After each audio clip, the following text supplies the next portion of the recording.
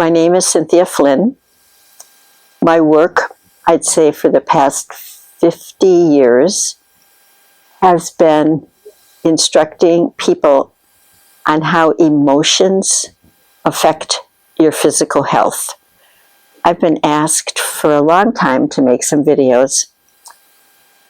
I didn't think they were necessary, but I do feel now that this is a great teaching tool for many people to just look at emotions a little more deeply.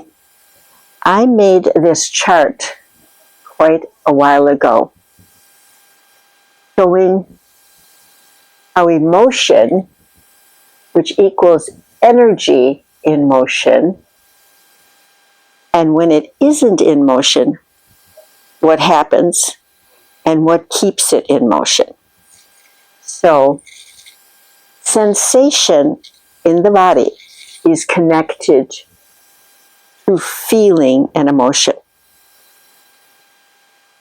Tight musculature is connected with not feeling the emotion, because the emotion we have linked with pain.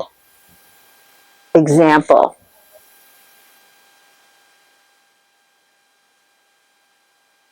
let's say we're angry with somebody.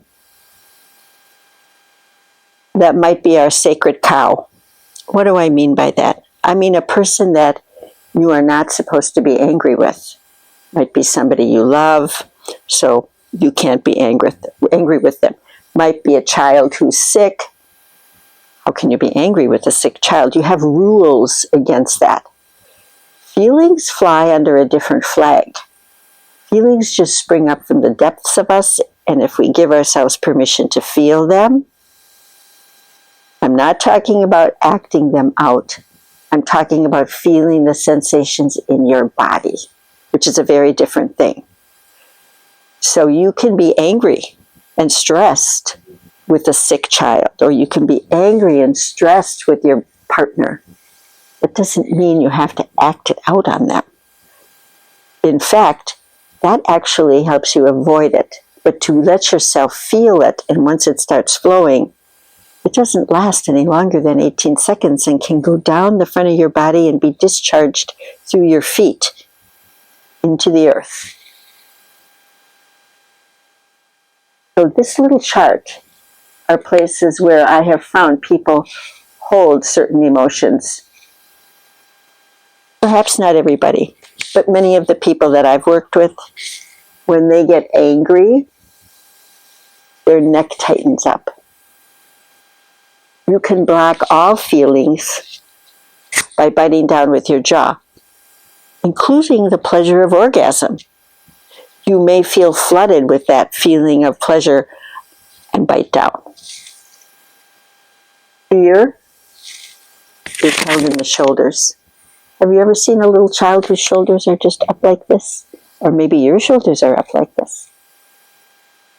And letting them relax and come down. Now, all of this is done very quick and unconsciously. I'm just speaking about to give you some awareness. So we've got anger in the sides of the neck. These scalenes here get short and tight. Fear in the shoulders, and also in the solar plexus. You'll hear people say, boy, that hit me right in the gut. Or it hits you in the gut and you hold your breath. You stop breathing. Okay? Sadness and joy in the heart, but also hurt, heart pain, heart dis-ease, a continuous constriction in the heart, and an unwillingness or unawareness to feel the pain that something just hurt you.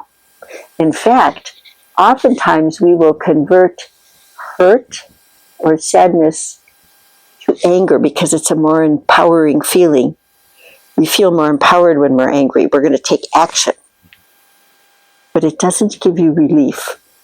You must feel the emotion in its most authentic form. Now, this is an important feeling. It's the most powerful, and it's one we feel a lot of fear of and we hide from. It makes us hide. And that is when we're shamed or humiliated. Very subtly, our buttocks will tighten. Have you ever scolded your dog? And your dog will tuck its butt underneath and run away from you. We're no different. That's the animal in us feeling the shame and humiliation. Very painful feeling, maybe the most painful. We even have a creation story about it in the Bible. Put the fig leaf on and get out of the garden. Hide yourself. Think about that. Okay. And when we feel the willingness to let any of our feelings flow through us, we get the flow of energy of joy. Did you ever have the experience where you get so angry and it feels so good to let yourself be angry about something that it actually feels joyful? It's because you're not blocking the feeling. You're allowing the sensations to flow through the body, down into the feet, and ground you. You're grounded in the feeling of anger. So any one of these feelings that aren't being blocked feel good. Now, it's not, of course, as simple as this, because we have layers upon layers of things that we are unaware of, that we may have been holding on to for a very long time. I think culturally what I have found is that men are more comfortable with anger, not very comfortable with saying they're afraid or they're sad, the more vulnerable feelings, or hurt. Women, not so comfortable with anger, more comfortable, some, with fear or sadness. I'm sad, I'm afraid, maybe sometimes I'm hurt, but even that one's a tough one. That's the most vulnerable one. I'm hurt. Now, I think for men, when they are fearful and they elevate it to anger, that empowerment sometimes ends up in bad behavior. For example, I think I've found over the years that all bad behavior originates from unacknowledged and unfelt pain. I'm going to repeat that. All bad behavior originates from unacknowledged / unfelt. In other words, you won't allow the sensation of pain, heart pain, which is going to create other pains. It's going to create tightening and shortening in a woman if she's angry, headaches, even migraines.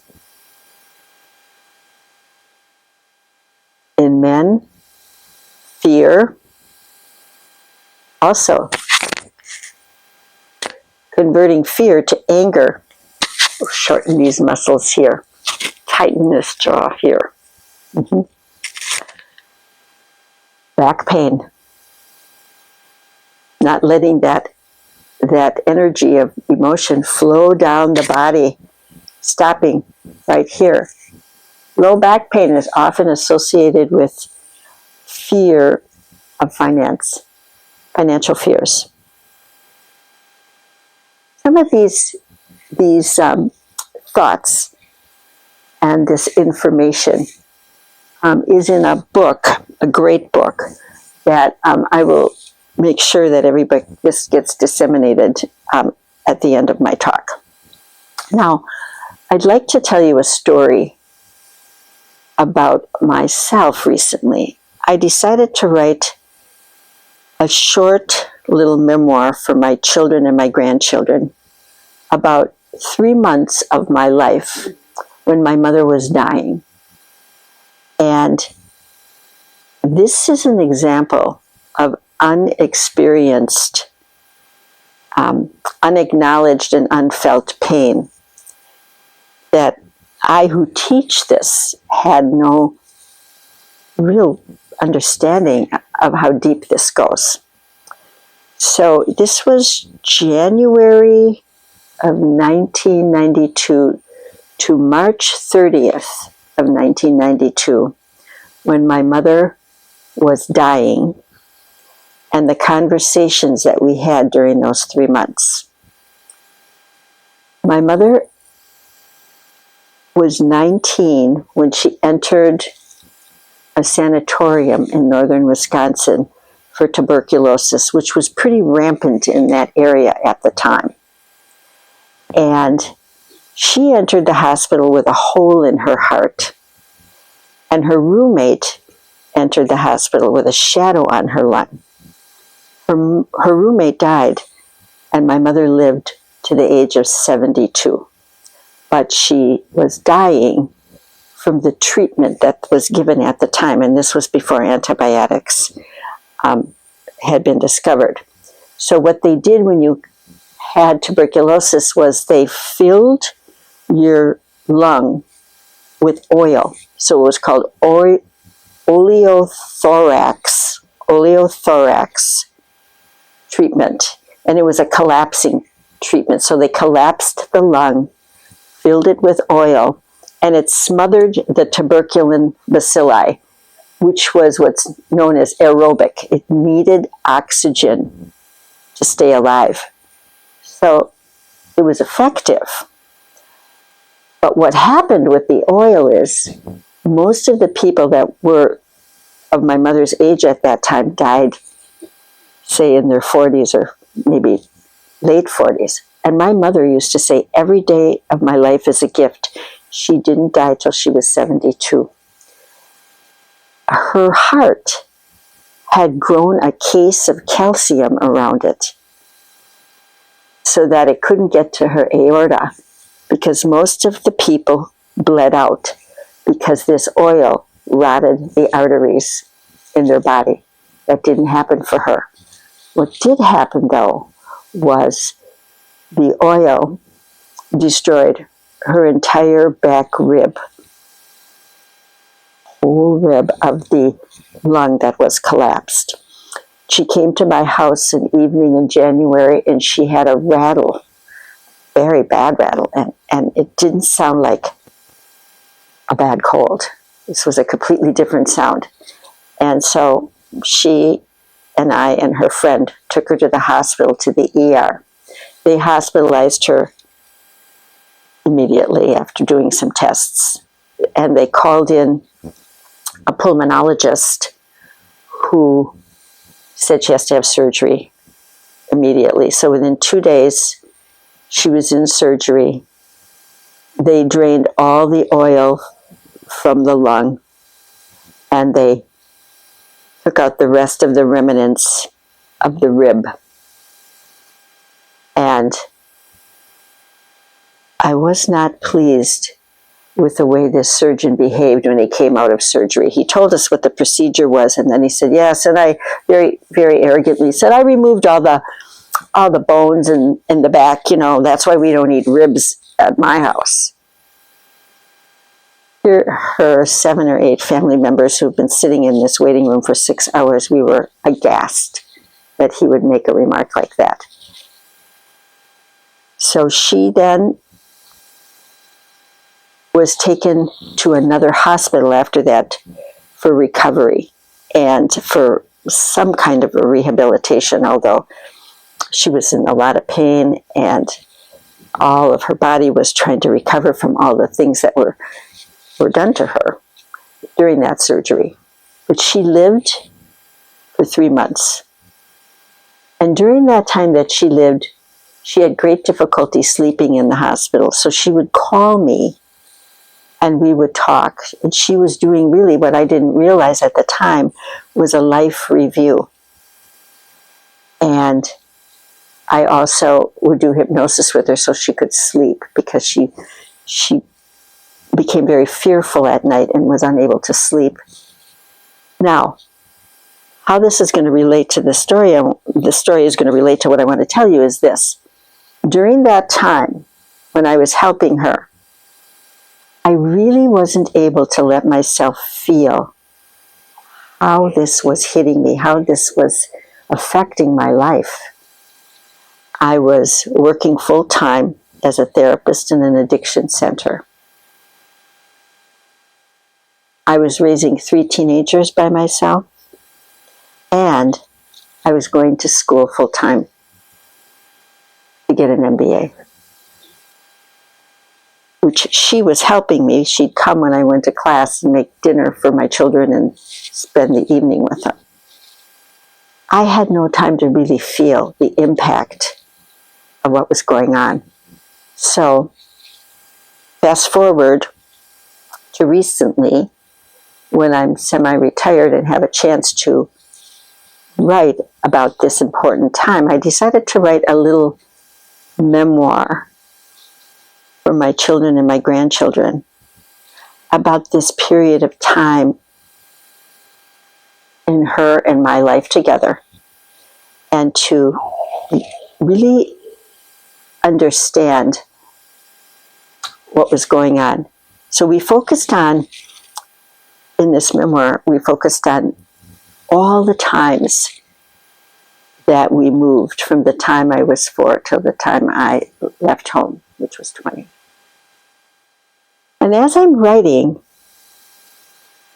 I'm feeling a tremendous amount of pain and lockup in the left side of my neck and my shoulder blade, which was so tight and so tender that I couldn't shift easily and move my neck, and touching my shoulder was painful. I went and had 3 chiropractic adjustments. I had a great massage which gave temporary relief, but as soon as I sat down to write again, it seized up on me, which then kind of gave me a little clue as to what was happening here. And then I had 2 very strong acupuncture treatments with a muscle stim on the needles. And that helped quite a bit. Plus 800 milligrams of ibuprofen before I went to bed at night and when I woke up in the morning to kind of dissipate the inflammation. And then a colleague of mine who is does a special kind of work offered me a session, and I did a session with him, and that really moved the energy and made me realize that what I was writing about was creating unexperienced, unfelt pain from way back. Now, she died in 1993. What is this, 2025? Layers and layers of going over this is now coming up to the surface and needing to be felt. But I was locked into not feeling it. Now, of course, this is the autonomic nervous system. This is the unconscious. But nothing was letting me release this until some of these layers were pulled away so that I could actually feel what was going on in my neck and in my shoulder blade.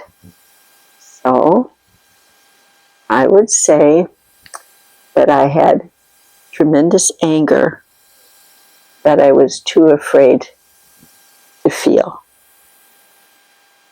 Layered upon layered upon layered. And as I became more willing to feel it, to get still and to go into the sensation of it and stay with it, stay with it, stay with it.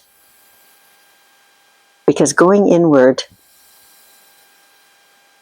in the stillness with an agreement with myself to feel what was there, not run from it. I couldn't eat it away. I couldn't have a nice glass of wine. I couldn't shop it away. None of my go-tos that helped me escape were working. I had to surrender to the actual sensation and the feeling.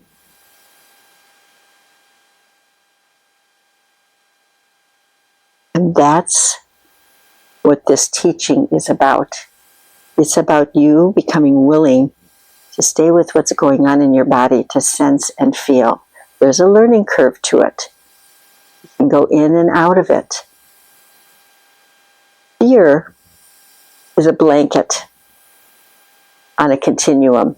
It starts out with mild anxiety and moves across the continuum to the other end, which is terror. Anger is the same.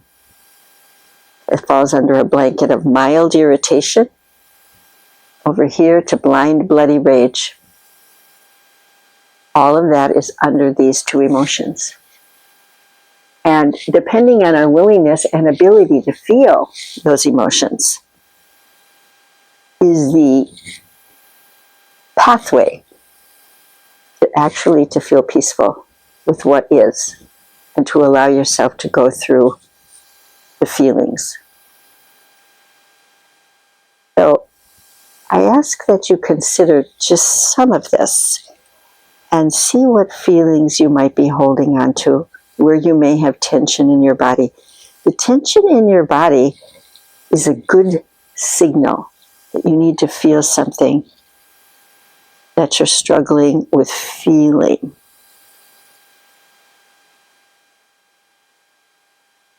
It's not about analyzing it either. It's about moving into the sensation in your body and letting yourself feel that. There's all kinds of things we'll do not to feel it. For example, I think that when we decide not to feel something, we'll act it out. Let's talk about one of the ways we can act out anger. We can act it out by bullying somebody, by gaslighting them. The big brother offloading, name calling, maybe even pushing them around. Sarcasm comes from the Greek word schizio, which means to cut the flesh. Humiliating others, shaming others. Now, who does that, and why do they do it? Why do they engage in this behavior? I think it's because they are unable to feel pain. Pain that's been there for a long time. And they just offload automatically. Now it's unconscious. If you can acknowledge that small vulnerable part in you, because we all have parts, and we all have something called a little kid in us. To identify that little kid